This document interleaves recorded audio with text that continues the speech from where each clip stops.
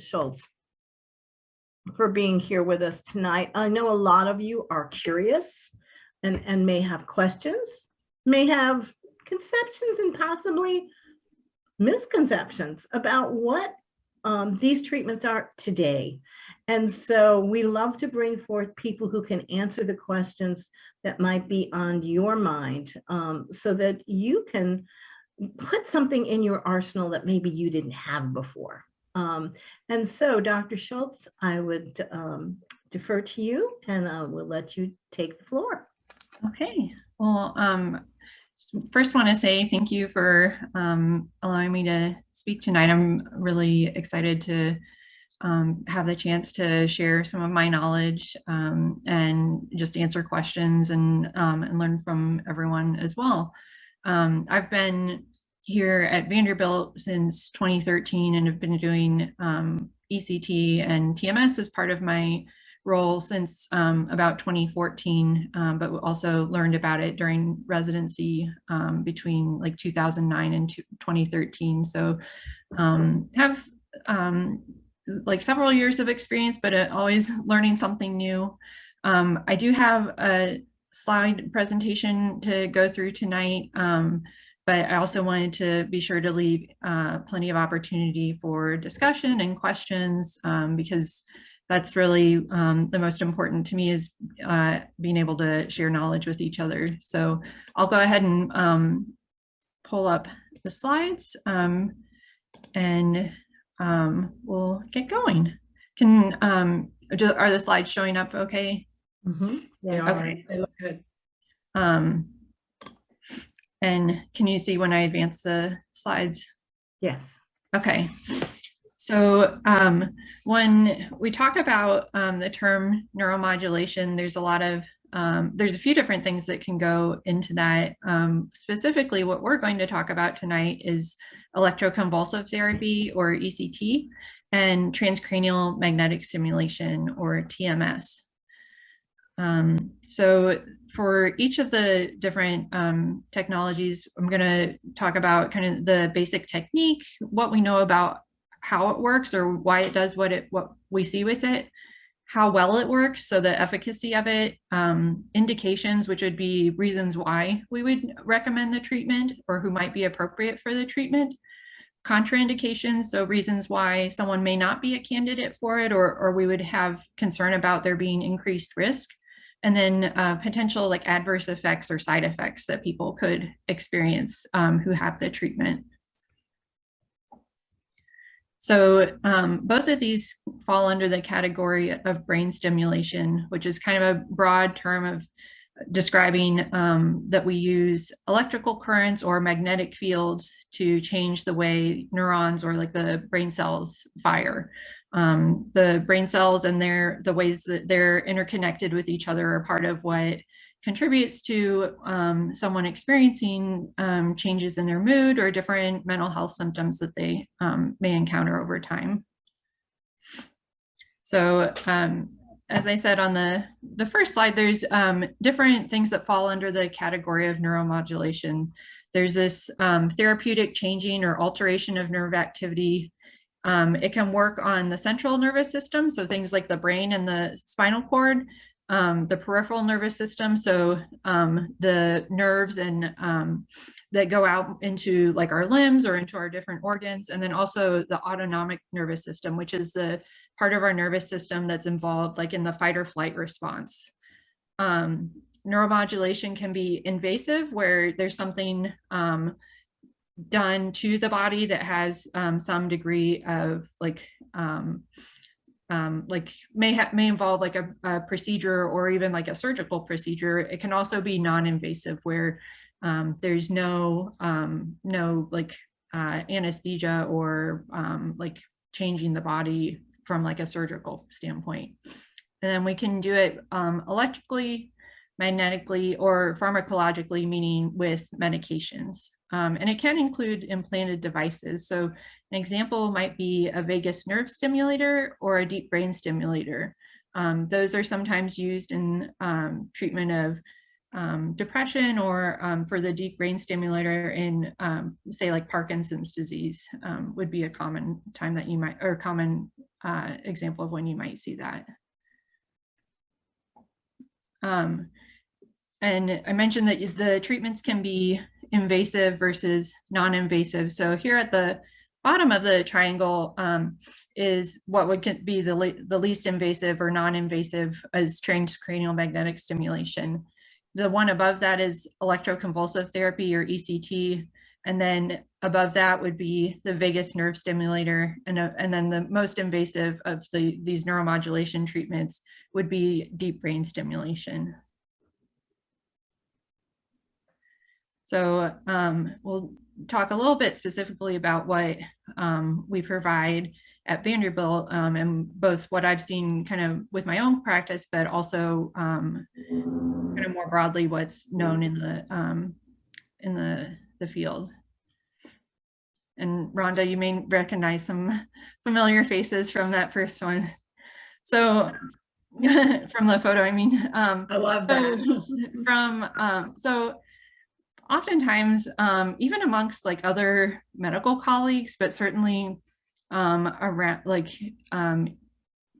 people with lived experience, families, even when I bring up some of what I do to my own family, many people's initial point of reference when I say ECT is One Flew Over the Cuckoo's Nest, which is a classic movie starring Jack Nicholson. More recently, the TV series American Horror Story had a season featuring, they titled it Asylum, and there was a character that received ECT in there. And so that's kind of pop culture is many people's point of reference. So it's very different these days from how we do, how we do it these days is very different from what you see in the movies, in part because Hollywood, as we know, tends to make things really dramatic and sensational, but also, like advances in technology and medications have changed how we can offer the treatment as well. So I like to, when people bring up, say like One Flew Over the Cuckoo's Nest, I like to also bring up a few examples, like positive examples of ECT in pop culture. So on the upper left side, we have Claire Danes as her character in Homeland, who is a person who, she plays a person living with bipolar disorder and does receive ECT treatments at one point during the series. And it's shown in a more like favorable light as something that's a helpful treatment for her. Below her photo, at the bottom, so the bottom left of the screen is Carrie Fisher, who is known for portraying Princess Leia in the original Star Wars movies. She was an advocate for mental health care in general, and also was open about having received ECT as a treatment for her as well. And then over here on the right side, we have Kitty Dukakis, who was the wife of former presidential candidate, and wrote a book that she co-authored with Larry Tai about her experience undergoing ECT and how influential it was, and what she experienced and the benefits she received. So I'm not going to play these videos, but I can maybe post them in the chat afterwards. A few different examples that can be found easily on YouTube or through TED Talks that one have some pretty good explanations about ECT and what it is. Sherwin Newland underwent ECT and shares his experience in the talk. And then there's a video on YouTube titled Peter's ECT treatment that shows what an actual ECT treatment looks like. There's some differences from how we do them at Vanderbilt, but you get the general idea of what happens and kind of what things look like. I think it's a pretty accurate portrayal. So when we talk about ECT, so it stands for electroconvulsive therapy. So we use electrical currents, that's where the electro part comes from.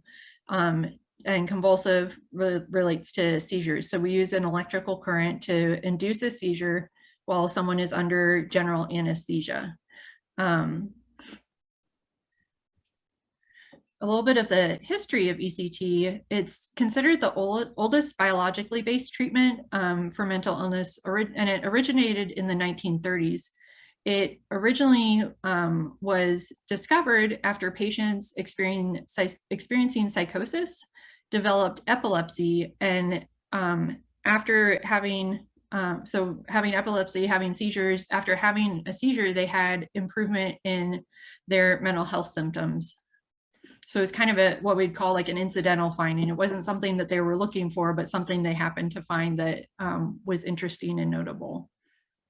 Initially, it was conducted using chemicals. So insulin was one that was used, and that it was considered putting someone into insulin shock. And so that's where the initial concept of calling ECT shock therapy came from, although also with the use in the future, like in the later years of using electricity, that term also stuck around for a while and was applicable.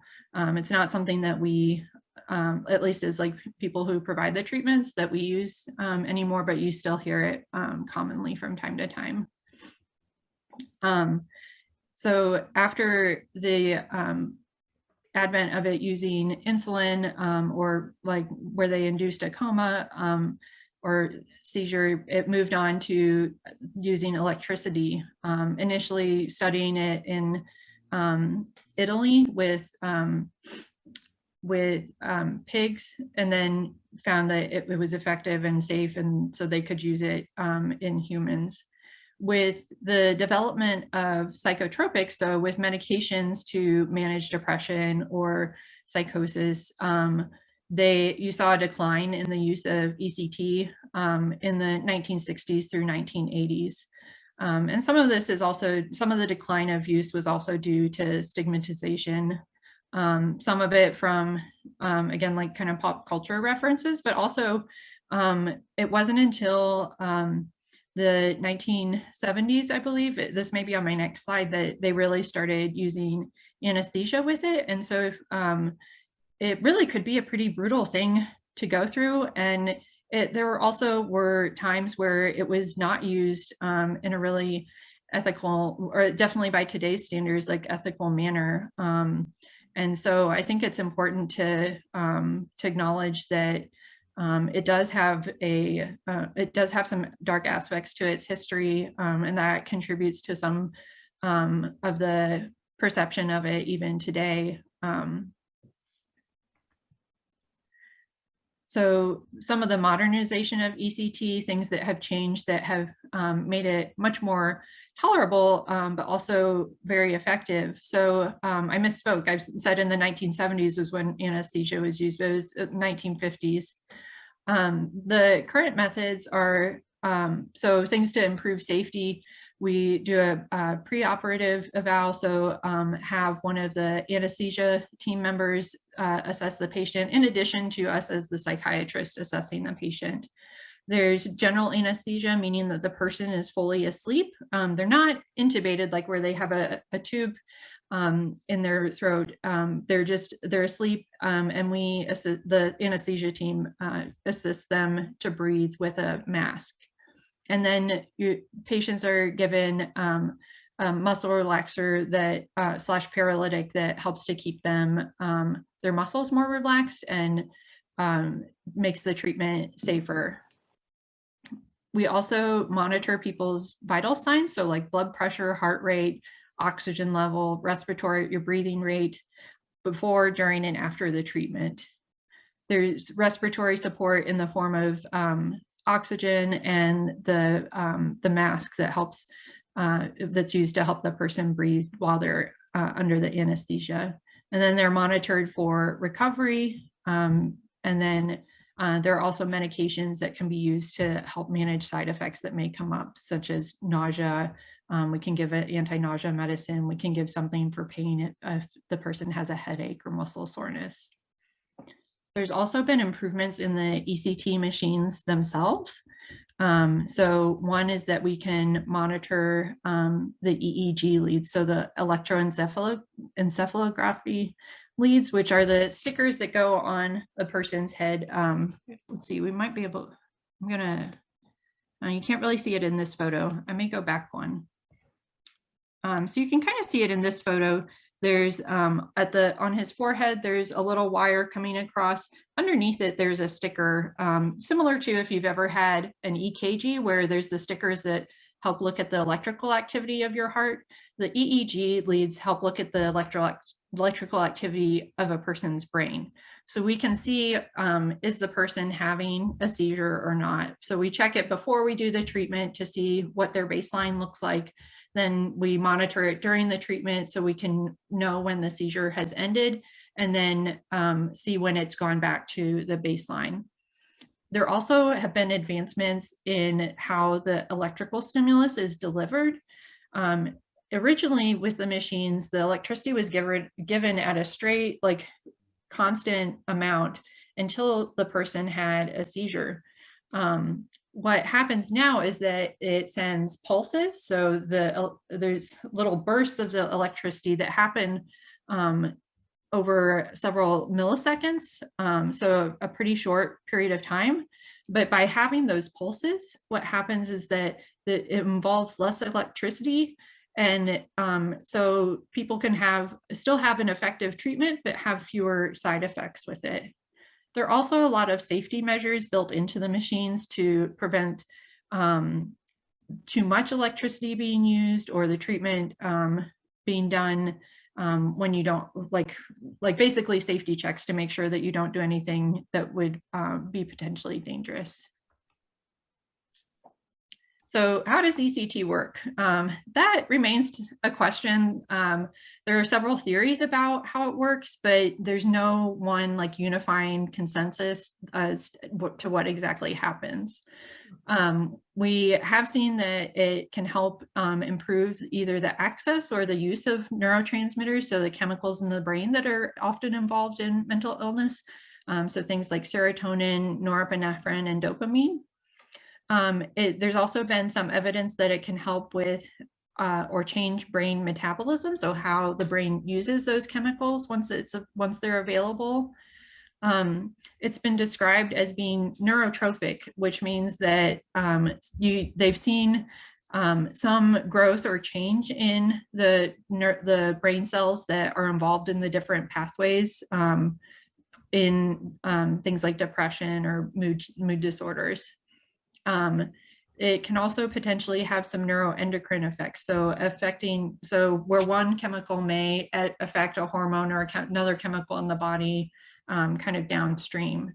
And then it can help with the actual functional connectivity. So if you think of like a pathway, like the brain has different pathways, or kind of like different bus routes, like the bus routes around Nashville. And so for the depression bus route, there's kind of the healthy path that it goes to, but sometimes the brain wants to take a shortcut and try to go down another road, but runs into problems, and that can be how someone develops depression. So with ECT, one of the things that they've noticed is that it helps get those pathways back on the more healthy track. So keeping it on the route that it's supposed to be on. As I said, there's a lot of different theories out there. There's evidence for different ones, but no one that has really been said, yes, this is what we know works or how it works. So when do we consider using ECT for someone? So there's several different things that we think about as far as when we might consider ECT.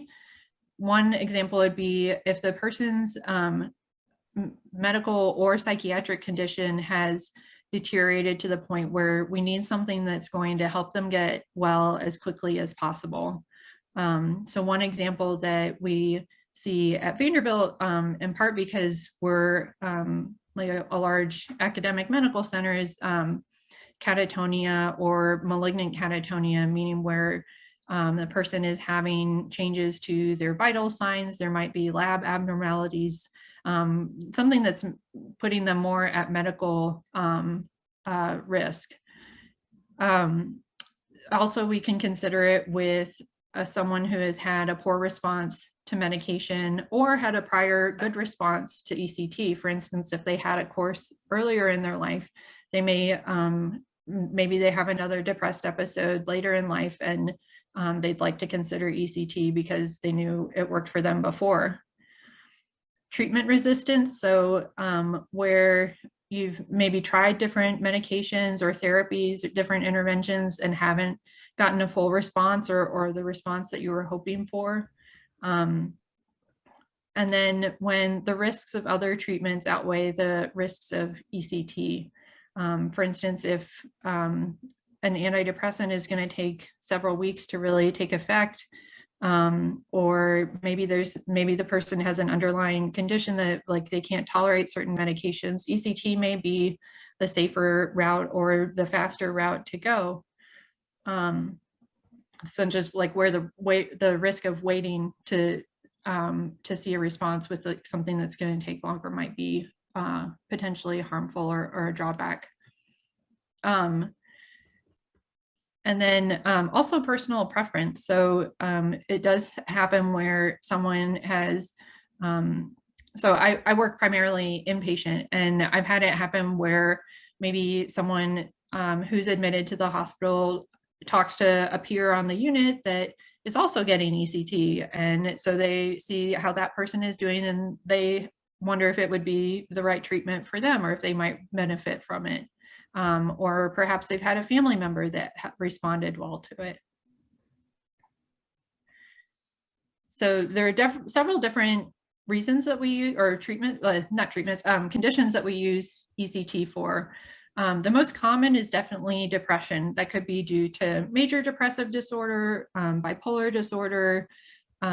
We do use it for mania and hypomania and mixed episodes as well with bipolar disorder.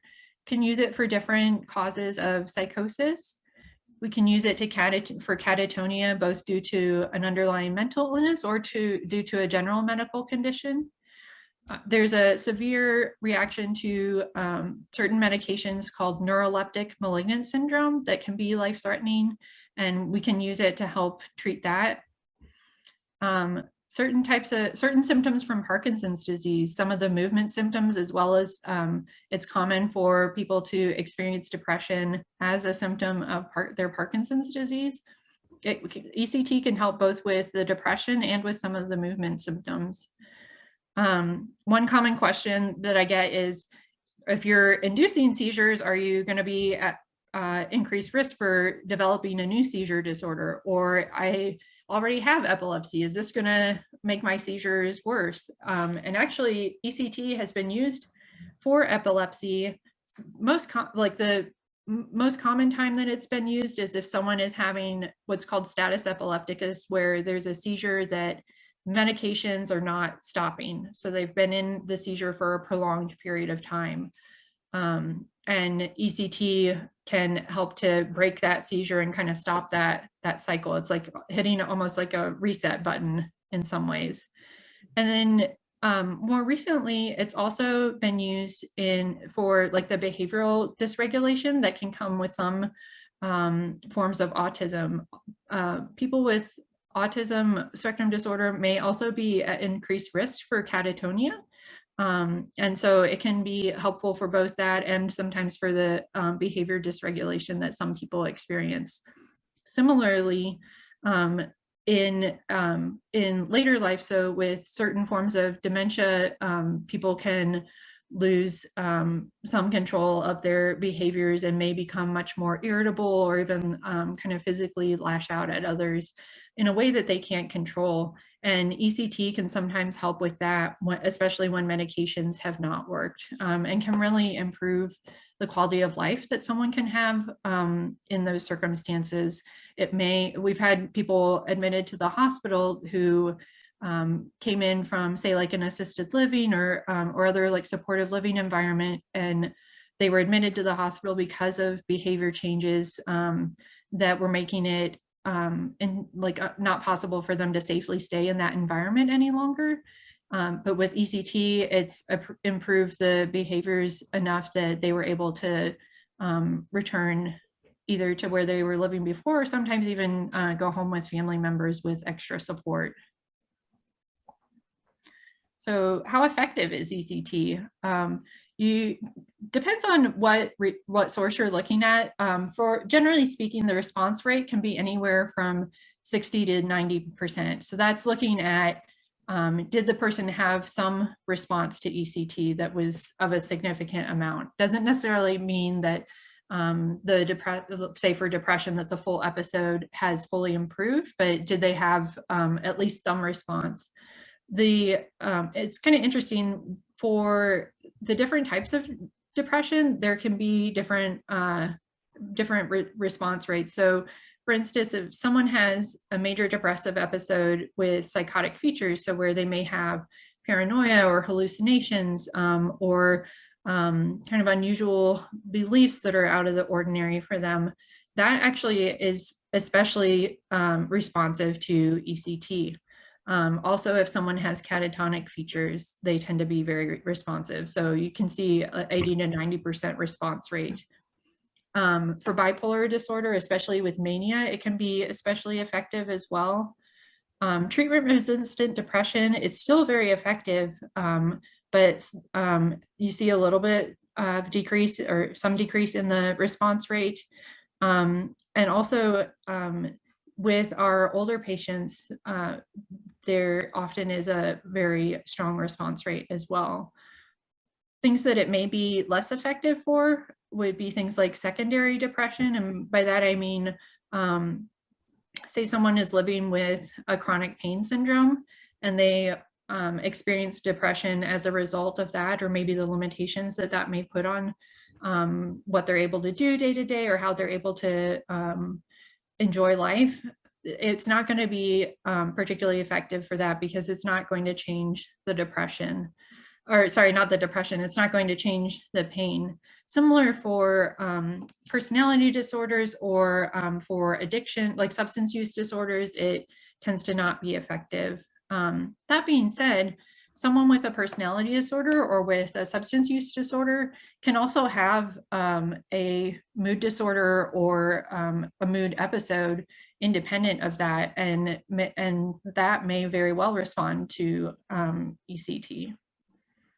The cost per treatment ranges around $1,000 to $1,500 per treatment, and it's a series of treatments. So it's not one treatment that you do once. And we'll get into that, I think, a little bit in the next slide. Sorry, we kind of covered this. So it's for these disorders or symptoms specifically, it is not particularly effective. But if there are if there's mood symptoms or catatonia on top of that, kind of independent from this as the root cause, it can be very effective. The reason I put a star next to anxiety is that for many people with depression, anxiety is a symptom of their depression. They may not be an anxious person when they're not depressed, but when they are having more depression, the anxiety comes in. And in that case, the anxiety actually is very responsive to ECT. So as I said, we have to, before we do the treatment on anyone, we're always looking at what are the potential risks or benefits with the treatment. Things that can put someone at increased risk of having side effects or just having a tougher time with ECT, medically speaking, are people that have underlying cardiovascular disease, so underlying heart disease. If someone has had a recent heart attack, if they have unstable chest pain, if they have heart failure that's not well controlled, or they have like heart valves that aren't like fully functioning, that could put them at increased risk. That doesn't necessarily mean that they can't have it ever, but we would be much more careful about considering that treatment, especially if there are other options available. Other things that could be risky would be having an aneurysm, so a blood vessel that is kind of puffed out like a balloon a little bit, or what's called a vascular malformation. It's a cluster of blood vessels that has formed that it tends to be thinner walled than the rest of blood vessels and is at risk for potentially like bleeding. Really anything in the brain, like in the skull capsule, that could be impacted by a change in the pressure in the brain, which can happen briefly during the seizure. So also a recent stroke, someone who's otherwise at high anesthesia risk, for instance, so you have an underlying condition that makes it difficult for them to tolerate anesthesia. Examples of that might be underlying lung disease like COPD, asthma, active pneumonia. So that being said, even though there are all these things that make that we consider that could put someone at increased risk, there's no absolute contraindications. There's nothing that makes ECT an absolute no-go for someone. They're all considered what we could call relative contraindications. So one of the other things that we often talk about are the potential adverse events. While the concept of ECT seems kind of scary, and going under anesthesia definitely is not without some risk, ECT is considered one of the safest treatments available for depression. There are elevated risk factors, like we talked about, like heart disease or lung disease, that can increase the risk of like morbidity or mortality. So having adverse effects, or even there is a risk of death with ECT. It's about 1 in 10,000 people who have treatment, and things that would increase a person's risk would be like the unstable heart or lung disease. The main cause of more severe complications from ECT are cardiovascular. So having abnormal heart rhythms or arrhythmias, including a slowed heart rhythm or even the heart stopping. Also changes in blood pressure. So high blood pressure, like blood pressure going up and not coming back down on its own, or someone's blood pressure dropping too low and not coming back on its own. And then ischemia, meaning there's not enough oxygen getting to the area. And that's why we have to be really careful if someone has had a history of a stroke or a heart attack or unstable heart disease, that we be really careful and consult with our cardiology or neurology or pulmonology colleagues as to whether the treatment might be safe.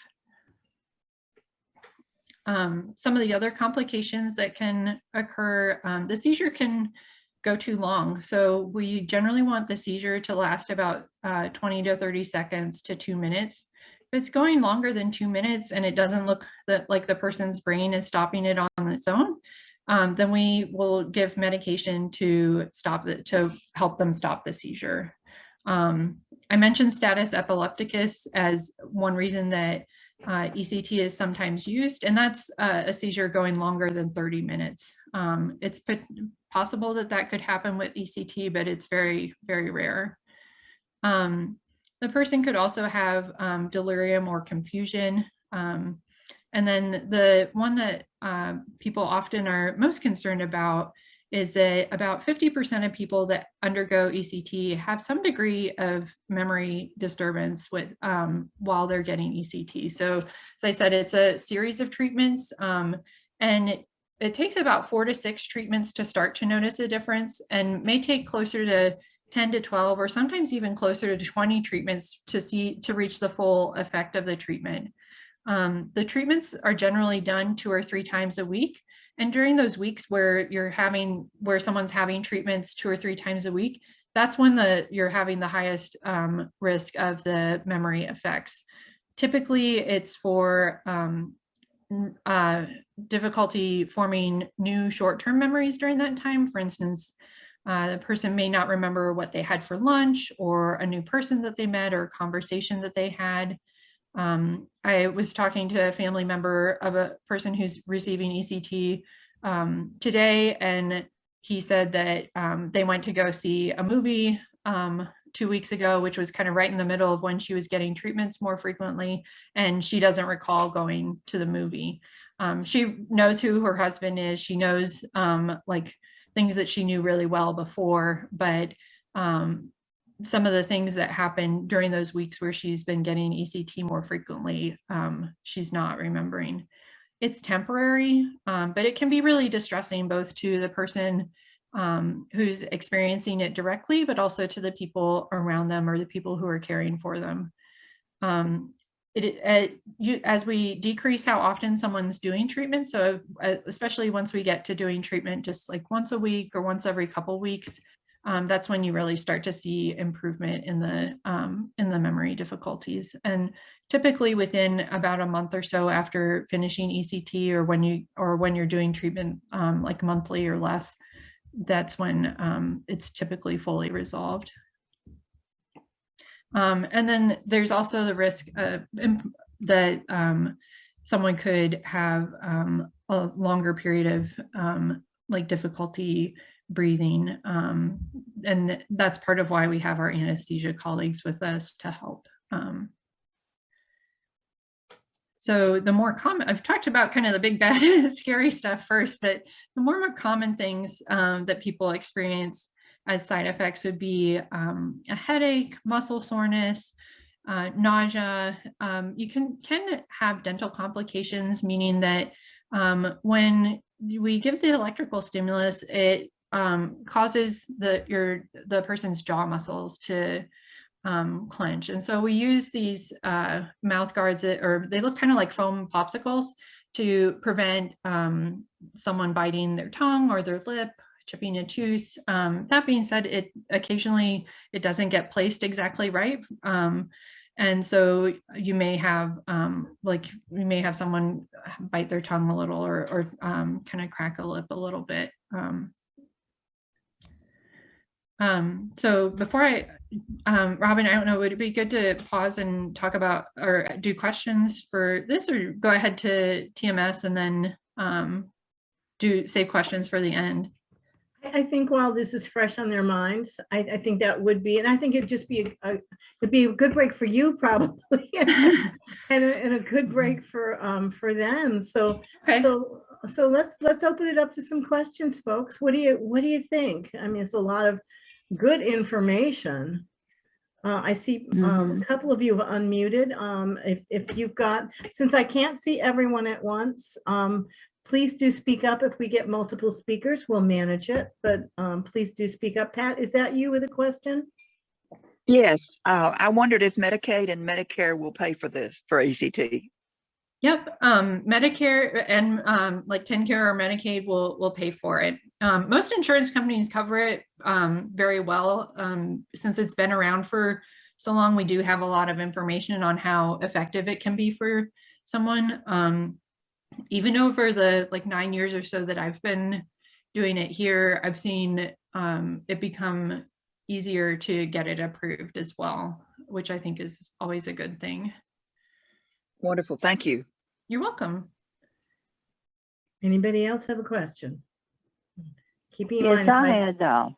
Thank you, Rosemary. I had insulin and electroshock treatments back in long time ago, 73.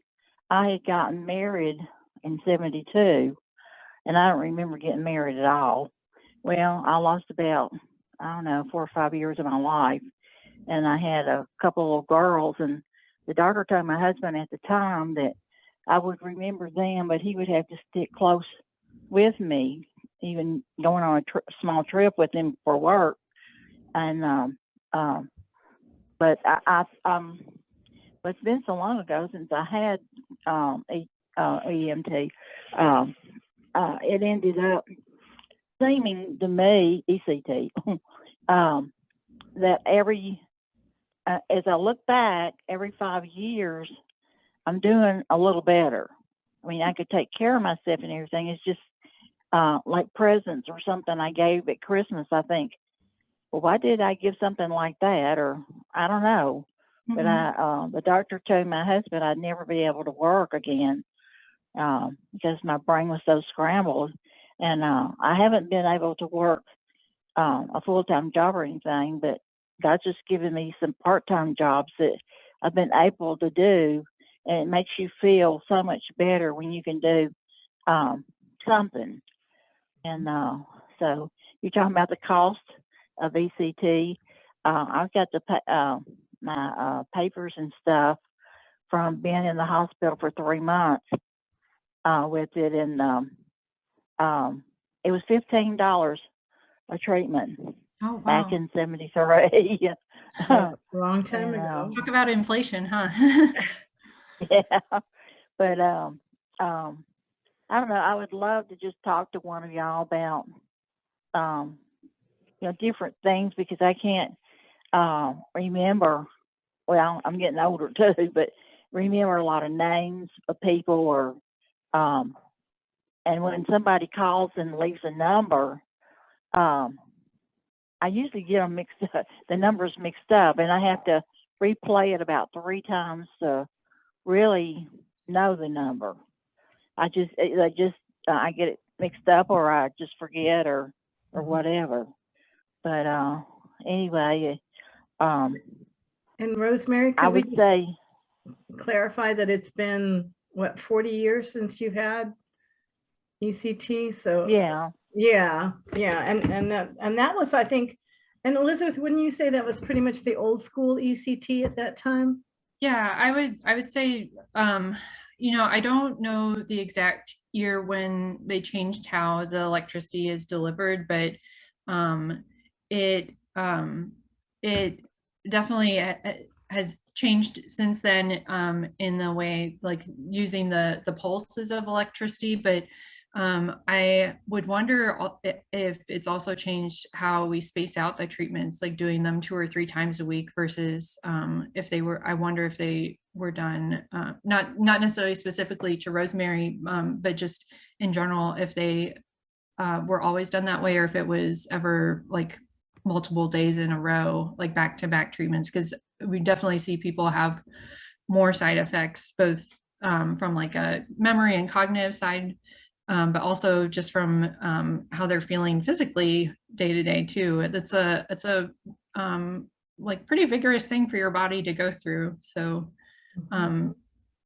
but Rosemary, I want to just thank you for sharing your experience. That it's definitely interesting and valuable to hear perspective, especially from someone who's been through it before. So thank you. Mm-hmm. Well, I would love to talk to one of y'all in the psych hospital that it's got to do with ECT, and just talk of how people that had it just long ago, how they're doing, and just how they're, if they're able to live okay or whatever. But if you can, you arrange that sometime, I'd appreciate it. This is Robin. I'll just talk to you. Rosemary, we'll see what we can work on with that for you. Yeah. We can have an offline conversation about that. And Liz, I wanted to just point out, there's a question that's been entered into the chat function, asking about ECT sessions. Do they have a time limit, or does it vary by person? Can you comment on that? A time limit as far as like how long the effect lasts. So I'm sorry, I must have had a brain fart or something. I'll attribute it to having 2 young kids, but I completely forgot to put in a slide about like what a course of treatment looks like. I've mentioned it a little bit, but so as far as like how long the effect of it lasts, some people may have one course of what we would call like an acute series, so that like 10 to 12 or maybe even closer to like 15 to 20 treatments that to manage like the more acute or like intense severe symptoms. And they may never have another course of treatment, or may not have another depressed episode in their lifetime. The ECT doesn't cure, so it's it's potential that someone could experience the symptoms again in the future. Some people may have multiple courses of ECT over their life, especially if they know that that's the treatment that works for them. They may want to go to that rather than try different medications that may or may not work. Some people will also do longer term maintenance ECT, where they come in maybe once a month or once every few months and have one treatment as an outpatient. And that often in combination with medication or therapy or the things that we all do just day to day to help ourselves and our well-being, helps to keep them like stable and being able to like be present and engaged in their life. Just kind of as a few like kind of side kind of tidbits, we use it across different age ranges. So for someone who had, for say like malignant catatonia, even really severe depression, we've treated adolescents with it all the way until like we've had people in their 90s that have the treatment. So it has a really wide range of people that can undergo the treatment. And also it can be people with all different sorts of kind of like backgrounds, and whether that's like educational or other like socioeconomic factors. I treat people who are like, I've treated other doctors or attorneys, teachers, nurses, but also people who have not been able to like complete their education or like maintain a job. So I just like to, I think some people think that it is only for like the most severe of symptoms or of like, or that it's going to automatically kind of make you feel like you can't do anything. And that's not the case. Oftentimes it allows people to return to like a more engaged kind of day-to-day life. So Liz, this is Robin. I had a question. You were mentioning COPD and some other things. Does sleep apnea or I guess maybe severe sleep apnea, does that interfere with trying to do the ECT? So it potentially could, and so we definitely, I would say at Vanderbilt because we have the large medical center right across the street, and they're used to taking care of pretty complex like people with complex medical histories. We are pretty, like us and the anesthesia team that we work with are pretty comfortable managing people that do have I would say like a mild to moderate forms of COPD or sleep apnea. It can put someone at increased risk as far as the anesthesia and make them a little slower to wake up.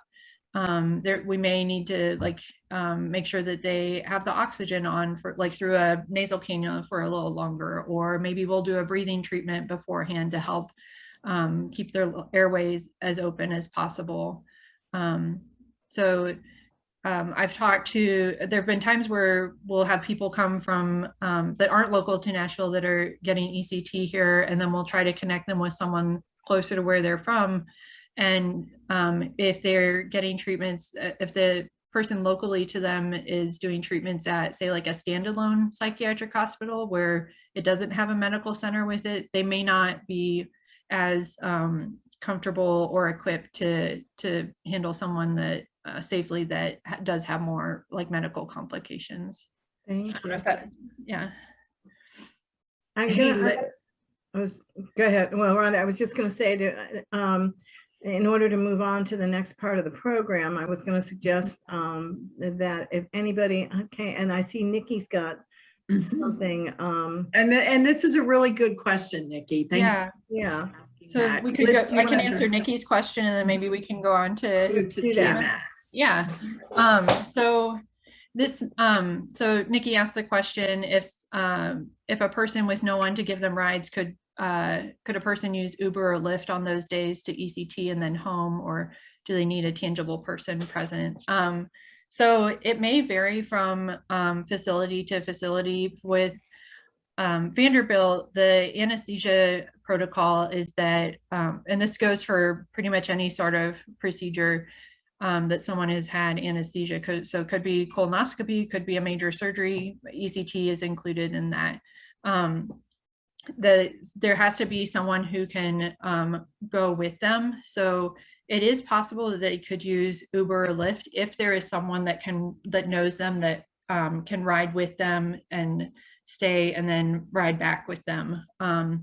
With say like TennCare, or if they don't have, like with any sort of transportation, whether it's rideshare like Uber or Lyft, or public transportation, or like the TennCare transportation, we want to make sure that someone that's invested in making sure the person gets in the door okay and is doing okay at home is involved. There's not the same level of investment from someone who's like driving Uber or Lyft, or even TennCare. Plus, I'm sure many of us have had experience with TennCare or even Uber or Lyft not showing up when we expected them to. And so really keeping the safety of the person who's had the treatment at the center. We want to make sure that that everything goes as smoothly as possible. So Thank you, Liz. I was just wondering, guys, and you guys may not know the answer to this, and you guys being my folks over there at Vanderbilt that I rely on so much, but what I was wondering is, in a situation like that, sometimes I think insurances may cover for some support, depending on the situation. I don't know if this would be considered enough of a procedure as an outpatient surgery would be, that if you were living on your own, you know, if you were living solo, if they would cover the cost of an in-home aid just for, you know, a few hours or something like that after a treatment like this. I don't know. That's a good point. Asking insurance about it. Yeah. Because some insurances will do that. So folks, and you've got individual insurance policies out there. So be sure to ask your insurance company if this is something they might be willing to look at. And if not, there are things like care.com and different home care agencies, usually with I think it's a 2 to 4 hour minimum, but you know, those kind of places may do that too, guys. So always, you know, we're always trying to find ways to figure it out. You know, if you want to do something and it's something therapeutic and good for you, then we like to have. And by the way, I'll just put a pitch in for NAMI Davidson, as far as, you know, we don't have answers to everything, but we work with great people like the folks there at Vanderbilt. And so we know people who know people. We can help you try to figure it out. So, and so Elizabeth, can you, we're very much looking forward also, and we know your time is limited for the TMS, so we're looking forward to that. Yeah, so the other technology we're going to talk about is TMS, or transcranial magnetic stimulation. It's an office-based procedure, so no anesthesia that's involved in it. This picture back here, you can see an example of a TMS chair. It looks like it's a Neuronetics NeuroStar chair, which is what we have at Vanderbilt. Looks kind of like a dentist chair. You recline back, and we'll talk some more about the specifics of it. So as the name implies, transcranial magnetic stimulation, the technology that's involved uses a magnetic field. It uses a much smaller electrical current, and it doesn't cause a seizure or loss of consciousness the way ECT does. It's administered on an outpatient basis, and again, there's no sedation. So people that are having the treatment can, there's no like fasting that you have to do beforehand. You can drive yourself or walk. You can take public transportation. Like, you really can go about your day however you typically would, and then come and get the treatment and then return to doing what you wanted to do. A little similar to ECT and many things in psychiatry. We don't know exactly how it works. Some of it depends on the specific protocol that's used. So the common one that's used for depression involves using what's considered a high frequency of pulses, so many pulses in a short period of time, to help stimulate and wake up a certain area of the brain called the dorsolateral prefrontal cortex that tends to be underactive particularly in depression. And it helps the stimulation helps to kind of get it to wake up and do its job, help increase the neurotransmitters, so the chemicals in the brain that are involved in helping that pathway work healthily. So TMS, similar. So when we think about how effective it is, it's less effective than ECT, but still can be very effective, especially for major depressive disorder. It's not particularly effective for bipolar depression. There are some specific TMS machines that also have approved protocols for OCD, obsessive compulsive disorder, but the main use for it, at least in like the office setting, is major depressive disorder. So there have been studies where you have a group who received the TMS treatment and a group who received a sham treatment, meaning that they weren't actually getting the TMS treatment. And the TMS treatment had a significant effect. 14% doesn't look that like a big number, but it was more than the sham group. And when we're thinking about people who often are going to TMS, often have tried several medications before. And so they would fall into kind of the more treatment resistant category. That's not true for everyone that gets TMS, but especially in the research studies, that tends to hold true. It's much less expensive per treatment than ECT is, and a course of treatment could cost anywhere from $6,000 to $12,000 if you were paying it all like out of kind of cash. Some places are even a little more expensive than that. Some are less, and the price has definitely changed over the years. Insurance does cover it, including TennCare, Medicare, private plans like Aetna or Cigna, and the insurance coverage has improved greatly, even over the last like 5 or 6 years.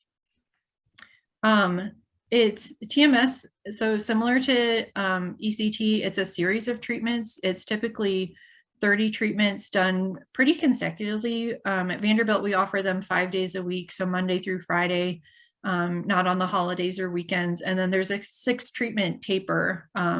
So you do the treatments pretty consecutively for about 6 weeks and then taper them off for the last 6 treatments. As I said earlier, the main indications for it are major depressive disorder without psychotic features, who have failed at least one antidepressant medication. Oftentimes insurance does have more requirements than just having failed one medication, but those requirements have definitely become less challenging to qualify for over the years. So I kind of got a little ahead of myself. The treatments are 5 treatments per week, and each treatment lasts about 20 to 30 minutes.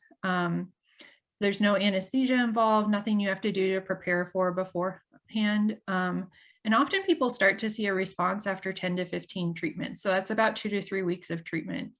I do, with some degree of regularity, see people respond closer to like the 25 to 30 treatment mark. So if someone's tolerating the treatment and they aren't seeing a benefit yet, I encourage them to try to stick it out, because they may be in that group that responds later. If we're getting to about the midway point of the course of treatment, so like say like treatments 15 through 18, and someone's not seeing a benefit or aren't seeing the benefit that we would hope, then we can recheck kind of the placement of the magnet, the settings, make sure we're really getting the optimal like recommendations out of the machine. There are more contraindications to TMS, so reasons why someone wouldn't be able to have TMS. A history of seizures or epilepsy, if there's implanted metal hardware, such as like an aneurysm clip, or say someone's had a head injury and has like a metal plate, cochlear implants, other implanted medical devices like a pacemaker, certain medication pumps.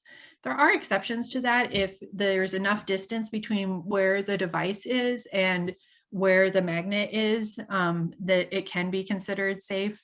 And generally things that are used for, say like dental work or like orthopedic procedures, such as like if they've had like a fusion in their neck, those are safe to, that type of metal is safe. Then also certain like unstable medical disorders may be kind of a relative contraindication for the individual person. Unlike ECT, it tends to have much fewer side effects. They're more they may be common, but much more minor. With the first several treatments, you may experience a headache. Oftentimes it's something that would respond to whatever someone usually takes over the counter for a headache, or even just resting for a while afterwards. With the magnetic pulses, you can feel it. It's strong enough that it has to go through like hair, skin, bone to get to a certain depth of the brain tissue. And so people can have some tenderness or pain on their scalp, especially the first few treatments as your body's getting used to it.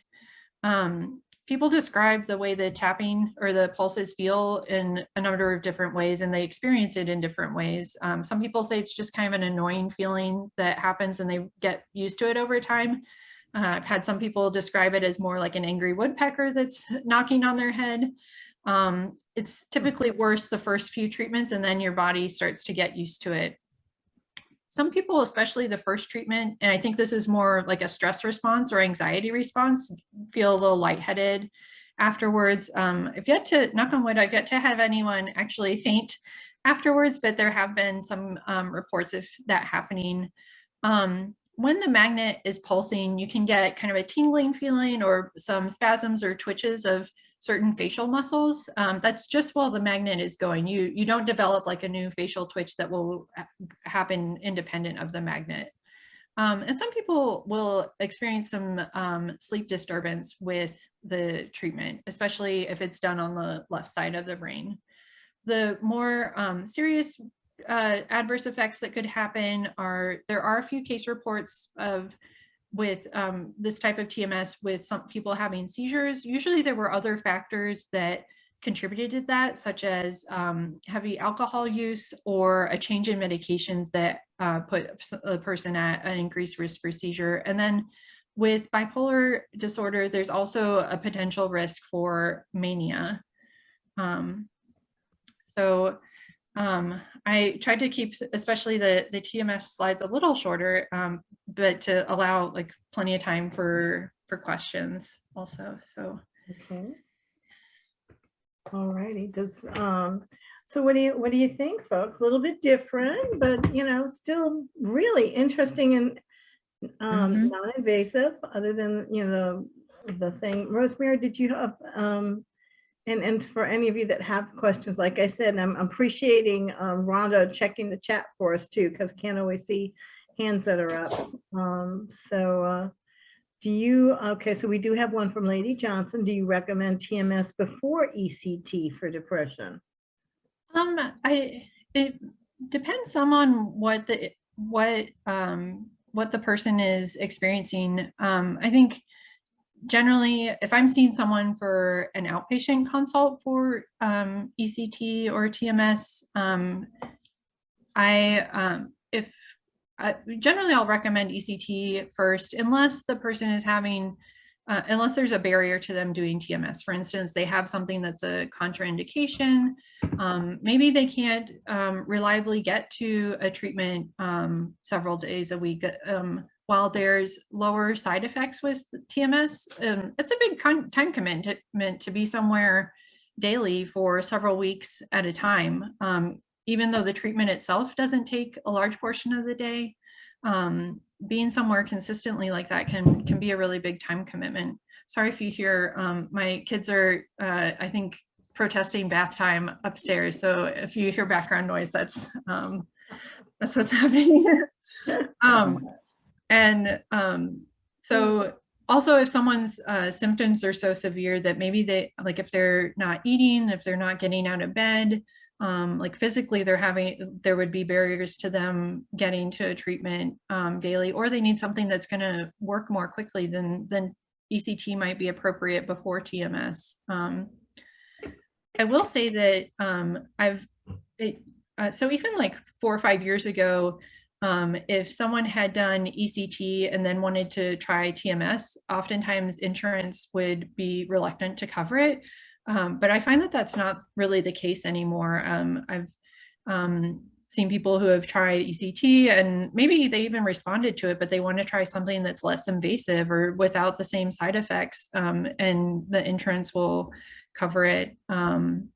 Similarly, or kind of on the reverse side, if someone has had TMS and didn't have a full response, or maybe they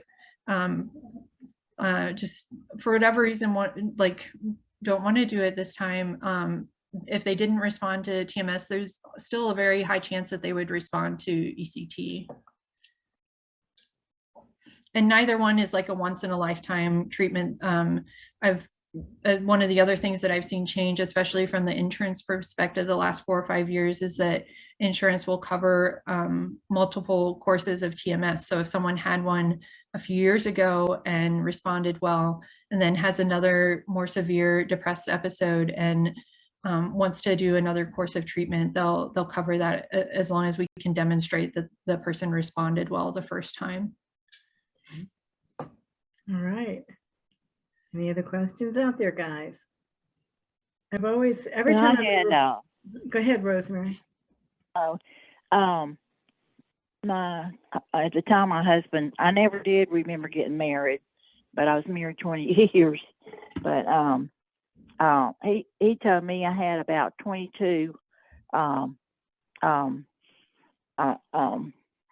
the ECT treatments.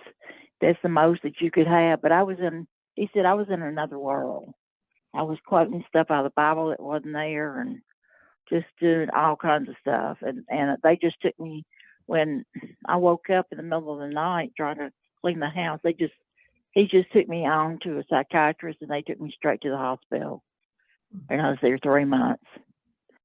And there's just a lot I'd like to know that you just can't find anybody that's, had ACT as long ago as I did.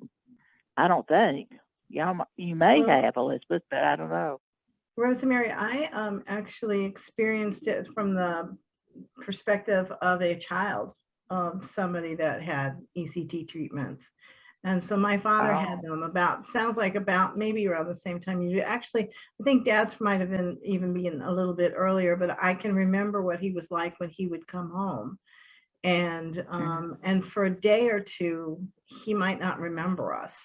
But long term, he did really well. I don't think he had any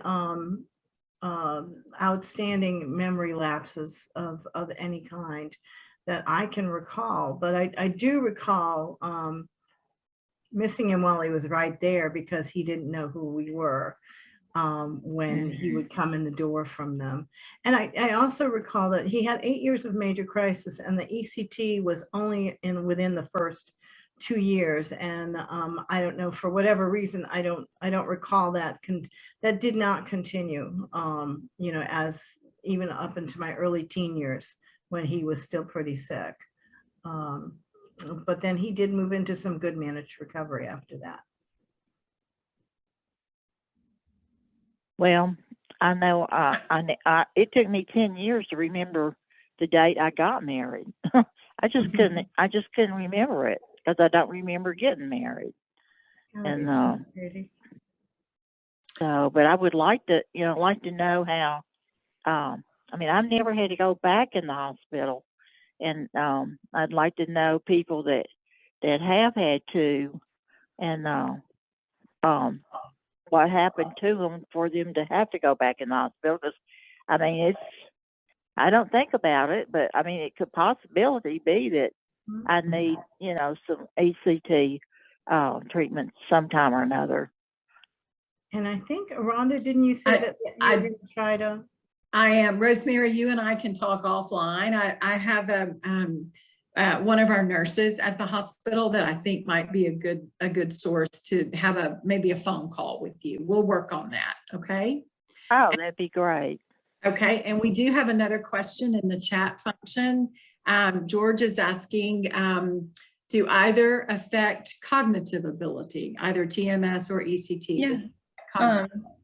So TMS doesn't have any cognitive side effects, so it won't affect like won't adversely affect your memory or concentration, your focus, any of your kind of thinking and reasoning skills. ECT, kind of as Rosemary has also shared with her experience, can impact your memory, and which in turn can impact your focus too. Some people feel, especially, and I think Robin kind of touched on this with sharing her experience with seeing how her father recovered afterwards, that the day or two after, I would say more commonly, like these days, it's like the day of, or maybe even to the morning after, people may feel more kind of tired or sluggish, in part from the anesthesia, in part from like the seizure itself. So they may move a little slower, their reaction time might be a little slower. But those effects generally are very temporary. All right.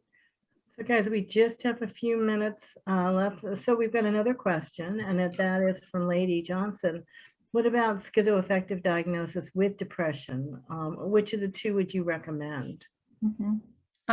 So for schizoaffective with depression, ECT would probably be the more likely one. I'm not sure what if there's been studies specifically with TMS and schizoaffective disorder, especially with a depressed episode, but if we're looking to treat it and use insurance coverage, then unfortunately the insurance companies only cover for major depression without any symptoms of psychosis. And so with the schizoaffective disorder, they probably wouldn't cover it, but there are places that can do the treatment without insurance coverage, but cost can be a barrier. So that's a very long-winded way of saying that ECT would probably be the more likely way to go.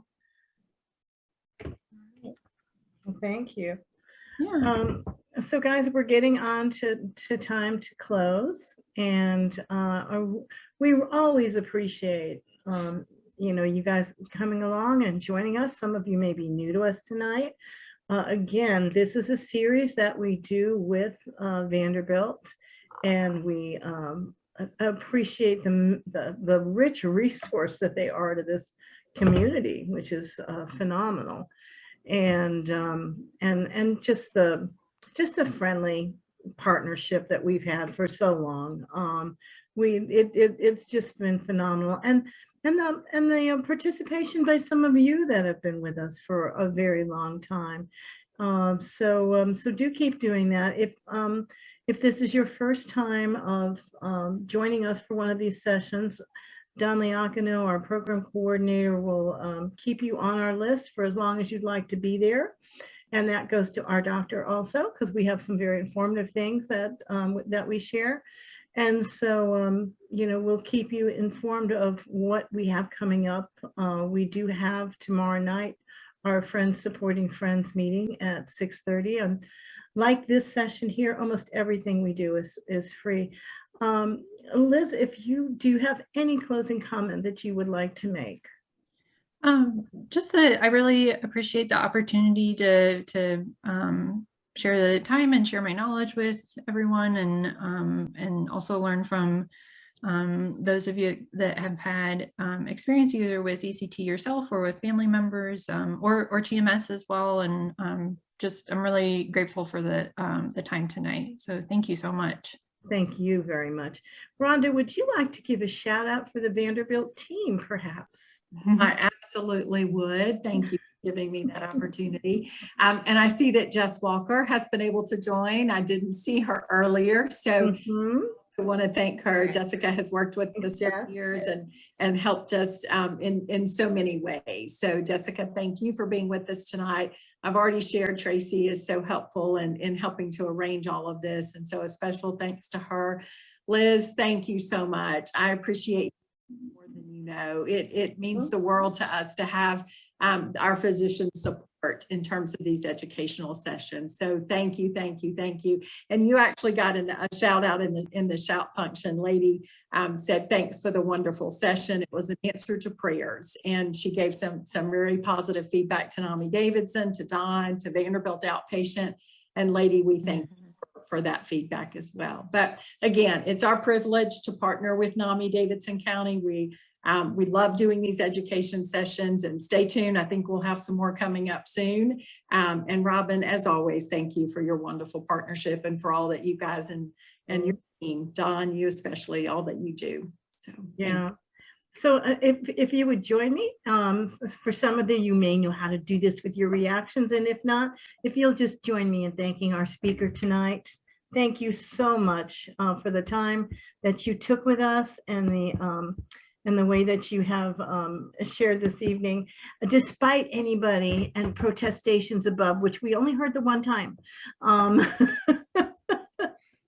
So, and I think this just goes to show, guys, that we have these wonderful physicians and professionals in the area who are people too. And despite, what's going on in their lives, they're sharing with you and taking the time. So thank you very much for doing that. And guys, we wish you a good night, and we hope that we'll see you again. So bye. Take care, everyone. Thank you, everybody. A lot.